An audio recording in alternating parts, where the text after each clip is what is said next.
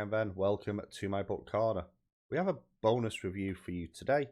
I didn't think I'd be able to squeeze recording another one in, but I have some free time, so here we go. We're talking about The Siege of Burning Grass today from Premee Mohamed. This is the second new release from Premee Mohamed that we've covered this year. Butcher of the Forest came out back in February and was arguably my favourite book of the year so far in terms of new releases. This released only a few weeks later on March the 12th of this year. The hardback comes in at 368 pages. The Kindle version, which I read, comes in at 336. So does this continue the run of form from the last few Premee Mohamed books that I've read? Well, to find out, we're going to look at the story, the characters, the world building, and the presentation before I give my final thoughts at the end of the video, so let's dive straight in with this one. So this in many ways to me feels like a thought experiment wrapped up in a story. This is a speculative fiction dystopian sci-fi novel with some horror elements you could argue as well. And the whole crux of the story is that we are following a character called Alefret, who was the founder of the pacifist resistance during wartime in one of the two warring nations. He was maimed by his own government during a bombing, locked up in a secret prison, and was experimented upon, and has been given a chance of freedom. Now that chance at freedom comes at a cost. He is tasked with travelling across the front of the war to the flying city of his nation's enemies to try and bring about peace. Now, the important thing here is he doesn't know what that peace looks like, first of all. You then have the added thing that he is travelling with what you will politely call a zealot, very much an indoctrinated soldier called Qhudur. And you have this situation where they first of all have to travel across the war front during wartime to get into a city that is nearly impossible to get into because it's a flying city, and then enact a situation that will fetch peace between the two nations. And this asks the question of the place of pacifism in war, and at what point, if any, do you compromise your morals in the name of peace? The argument, if you really boil it down to, is if you're non-violent but one death will end the war, is it your duty to then make sure that that one death happens if that is the only one? And that's boiling it down to a very, very simple level. So what we have is these two polar opposites travelling across country and getting into some fairly nasty scrapes. And what you have is the dynamic between the two main characters, which we'll touch on in a minute, that really drives this forward rather than the overall story, because this is a relatively straightforward story of A to B. But there's a lot of introspection that goes on here on that journey, which is why I describe this more as a thought experiment wrapped up in a story in many ways. There's some interesting ideas here. I do like the themes that this covers. I'll talk more about that in my final thoughts at the end of the video though. But how does the character work stand up? The answer to that is actually very, very well. You have two sides of a coin here in Alefret and Qhudur. Alefret is somebody who helped write the non-violence tenets of the pacifist movement within his own country of Varkal, and very much does not believe in violence at any level, completely rejects it even in self-defense. On the flip side, you have Qhudur, who is a career soldier, by all accounts. Still very, very young, although it is unclear how young he really is. Who very much sees the enemy as an abomination, and someone who, if they win, will just eliminate everybody and kill everybody. So, in his mind, the only way to save his nation is to basically commit genocide in many regards, or at least force the surrender of the opposition nation. And there is a sense between the two characters of an immense lack of respect because of how polar opposite both of those are, and you do have a back and throw between them as they travel. As they not so much argue, but put forth their beliefs and why they won't do stuff. An example of this with Qhudur is the idea that the pacifist movement are all bricks in the wall. And if you take those bricks out of the wall, as in those people become pacifists and stop contributing to the war efforts, you undermine the stability of the wall and it leaves you vulnerable. Whereas on the flip side of the coin, you have Alefret, whose feeling is that violence isn't the answer. The way to end this war is by a mean other than killing each other. And it's a really interesting dynamic due to the lack of respect and, in many regards, the lack of bend in the two characters. And out of the two, it's fair to say that Qhudur has the least growth, even though at one point it looks like he has the most, but that's all a ruse. Alefret, however, does have these moments where he begins to consider the possibility of violence as a one-off to change the status quo for the better of everybody. And it's a really interesting dynamic. Now, on top of that, there are some other things specifically with Alefret that make it important. First of all, he's been told that by the Varkal generals who are sending him out, or I should say, Qhudur's been told that he must make it alive.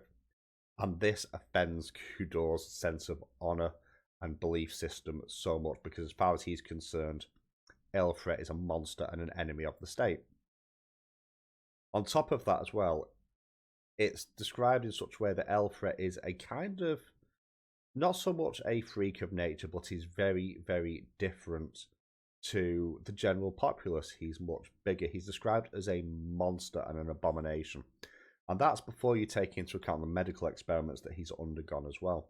And this is something that comes up throughout the story as he meets different people and how much of a outcast he is and how much in many ways that has influenced his character up until the point of the story and kind of does going on as well. This is somebody who is willing to die because he's been so rejected by society, but still wants to do something to save that society, which is incredibly selfless. There are a number of other characters that come and go through the story, but due to the nature of the travel, we don't get massive amounts of time with them, but they all form an interesting and important narrative purpose, be it the general and the Mad Doctor right at the beginning, which the Mad Doctor himself is incredibly offended that his test subject is being sent off on military excursions, to resistance that they meet, to the idea of the pacifists movement in the enemy camp as well, who have become aware of Alefret's teachings and his words. And they all provide a level of interesting nuance to what's being seen, because a lot of the characters, even the military ones, they're not at the extreme of Qhudur, but they're certainly not pacifists. And the other thing that really strikes throughout all of this is how young everybody is. This is a group of children fighting a war at this point because of how terrible the atrocities have been. So overall, what really drives this is the introspection and growth of the characters, specifically Alefret, as he's the point of view character, and also the interactions between Alefret and Qhudur as well. Now, none of this would work if the world building was substandard. And within all the books that I've read so far by Premee Mohamed, the world building is always absolutely stellar, and it continues here. There is a clear delineation between the empires of Varkal and Medeiros. I'm probably mispronouncing that second one. And this is kind of shown in the technology that the two nations use within battle. So Varkal is described, at least from their side, as being technologically inferior to their enemies, and what they have on their side really is numbers. And the interesting thing about the Varkal side is it almost feels like biotech that they're using. They use dirty bombs. A lot of their medical tech is like almost biomechanical spiders, or actually trained spiders to do bio work. Light spiders are mentioned. The tanks are suggested to be actual animals as well. And they fly pteranodons into battle for air superiority. So you have a far more ruralistic level of technology. Compare that to the Mid-Ariz, and they are very much more futuristic, almost space age in their technology. They have these great big flying cities they attack with drones. They have surveillance systems. They have widespread electricity, which, whilst again it does exist in Varkal, it is less prominent due to it being a more rural society. And it really does kind of paint an interesting picture because you can't tell which side is the good one here. And I think ultimately the answer is neither of them, although I think it is fair to say that Varkal is probably the worst of the two in many regards. But even just pulling that back, there is enough mention of the cost of the war, of how many people have died, and this is not just told to us, but it is shown at the comparative young ages of so many of the soldiers. Many of them appear to be under the age of 15 years old on both sides, which really does speak to the insane amount of losses that have occurred. Then you talk about various cities and the ruins, and we look at some of the ones that they passed through, that some just look untouched and abandoned. Some have just been pretty much bombed into nothing, sometimes by accidents by their own sides. And it also touches on some of the other points. So living standards within the two empires are compared and contrasted at times as well. And again, you have that sense of two very different societies. You have the more, I would argue, primitive side in terms of the Varkal, who feel a bit more industrial revolution but with biotech, whereas you have Mid-Ariz that feels more space age, and they have their city that's flying made of concrete and glass that is built around set lines and somehow looks ageless and new at the same time. Compare that to the Varkal cities, which are old and sprawling and almost steeped in history and identity. But even then, this links into the capital city of Varkal, which is a city that has been built deliberately to be indefensible, which speaks to the arrogance of this nation. And again, we get stories through folklore that have been suppressed by the government as well about the history of the nation and how Varkal as a nation has a history of being warlike and winning the war to get the resources, to win the war to get the resources until everybody is Varkal. And it really does feed into the narrative on the idea of war and nationalism, the ideas of violence and pacifism, and how those things kind of live in concert to each other so often. Really, really good stuff. And the contrast between the two nations is exceptionally well done. And this is a fascinating world to have visited within this book. Talk about the presentation, then I'm actually going to start by actually reading the first 2 pages from my Kindle, just to give you an idea of the writing style. I'm doing this actually slightly more specifically for my good friend Jaleesa. Link them down below because we were talking about this on her reading stream the other day. Just to give you an idea of the writing for this one. So, this is from part 1, St. Nonnotenus School for the Correction of Minors. They locked him up while his leg grew back.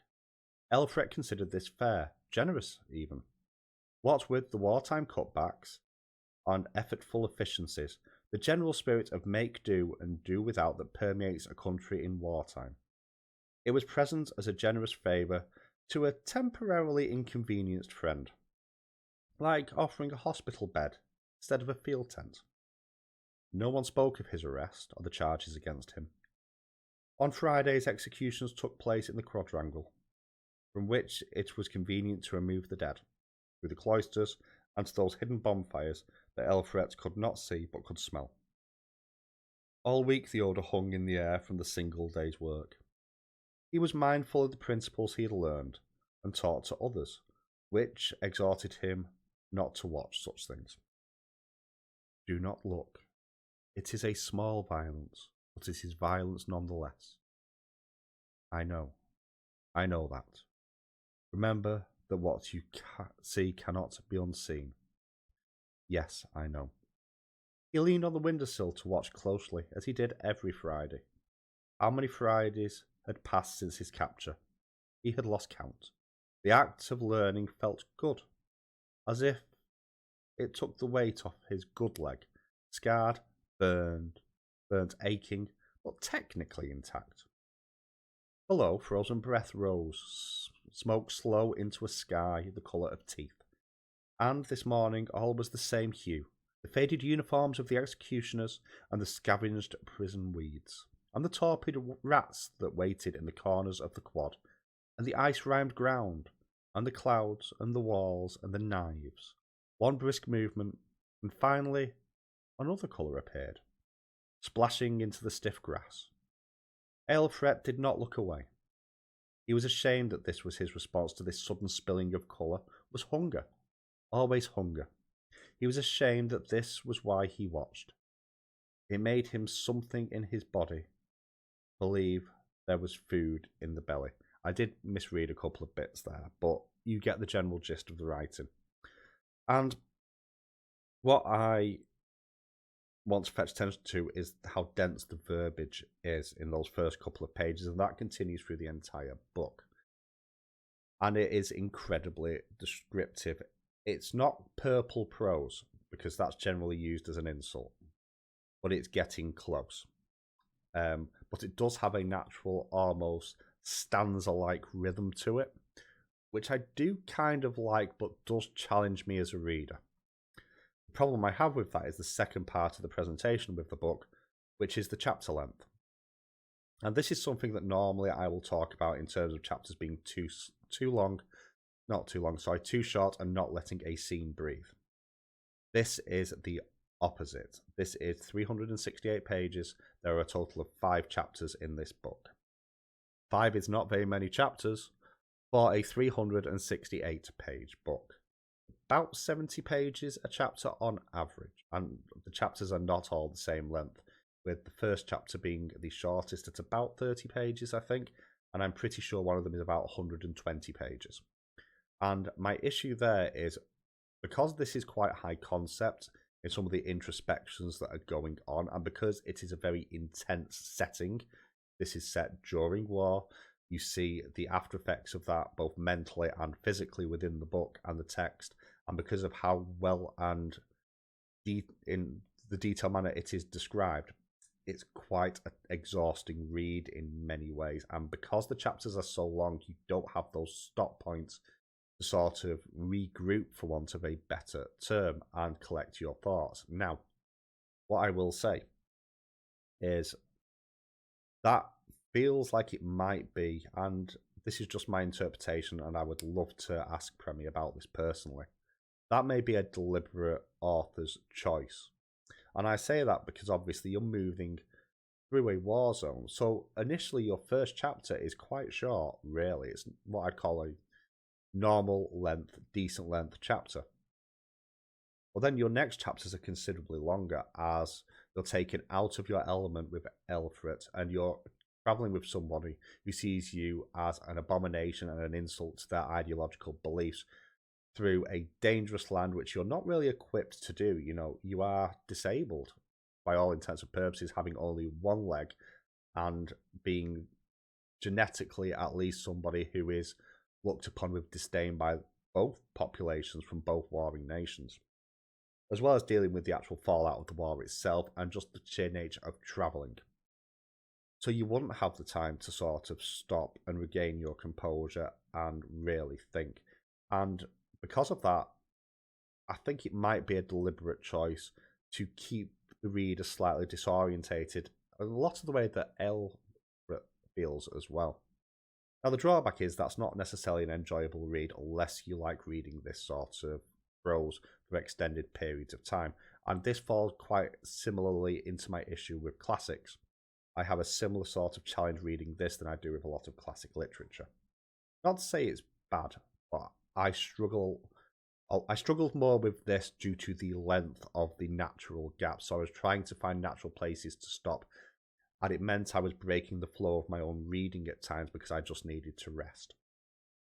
Now, that being said, this is incredibly descriptive, and it does a really good job of getting across both the themes that it's trying to, the thoughts on those themes as well, the meditations on those themes, and the sort of coming together and very quickly going apart of the two mains, partially due to deception, it has to be said, is really, really well done. And you have a really organic level of character development going on here, which is really, really well shown. I just think for me, I would have preferred it to have been split into parts and then those parts into chapters instead, just to make it an easy read. Because what I will say is each chapter does come to a natural changing point of the story, be it the initial setup into the initial travel, into the more difficult travel, into getting into the city and finding the resistance, and finally the finale, the actual payoff to the story that's going on, which doesn't quite pay off in exactly the way I expected either. And it is fair to say that the last quarter of the book is a lot more action-packed than the first. And it does pay off that first 3/4 pretty well, although the wrap-up does feel at times a little bit too convenient. But the way it actually plays out until the very end is really, really well done. So a lot to consider with the presentation of this one. So my overall thoughts on this one then, I gave this a 3.5 stars out of 5 on Storygraph, which rounds up to a 4 on Goodreads. I really like the themes, I really like the characters, I really like the world building. I'm not as sold on the prose and the structure in this one, and this is down to personal taste for me. I like this sort of prose in a novella. It's not too dissimilar, in fact, in many ways, to the way that Butcher of the Forest was written, but that is a much shorter title, so I didn't feel as much reading fatigue. Now, I will also say that right before this, I read The Complete Mouse, which is a Holocaust survivor story, and reading that and then basically a meditation on war and nationalism straight afterwards, maybe not the best choice on my part. But overall, I think this is a really solid piece of speculative fiction which has a great deal of heart and doesn't actually pass judgment either, which is important. It does examine both sides of the point of view, and whilst ultimately I think the agreement has to be somewhere in the middle, this doesn't feel judgmental about it in many ways, and I like that, even though there is plenty of judgment that could be made on both sides of this conflict. So that's my thoughts on The Siege of Burning Grass by Premee Mohamed. Hope you've enjoyed this video. If you have, drop a like and a comment down below. I read and reply to all of them. I hope you have a great day. I will catch you all very soon.